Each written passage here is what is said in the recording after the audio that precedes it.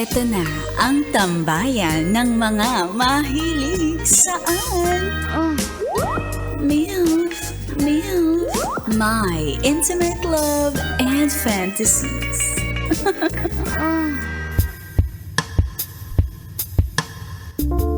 Sa ating episode na pinamagatang Tanggal ang Heat sa Tag-init.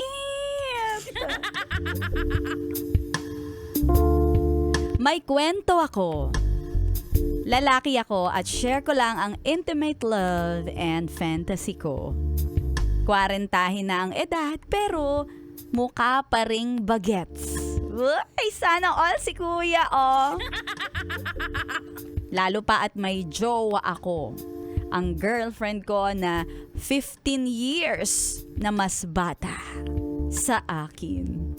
Solid. Grabe, sana all ka talaga, kuya. Kapag magde-date kami sa mall ng aking girlfriend, hindi talaga namin naiiwasan na may mga titingin-tingin sa amin mula ulo hanggang paa. Napapakunot pa ang noo. Na parang hindi makapaniwala na magjowa kami. At mas mukha kaming magtito ng jowa. Grabe ka naman. Well, hindi natin maiwasan, may mga judgmental talaga. Wala naman akong history na may naanakan. Naanakan ako o married ako dahil single ako. Sa pagkakatanda ko, ha? Ang status ko ay single at never pang nakasal. Bakit ganun na lang makatingin ang mga tao na para bang mali ang relasyon namin? Kayang-kaya ko pa ang makipagsabayan sa mga bagets.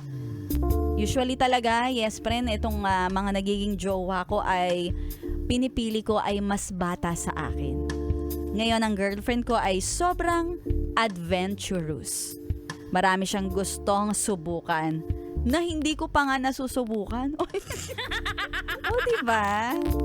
At pagdating sa aming churot-churot, ay, ito na ang exciting part. Marami akong nadidiscover sa aking girlfriend.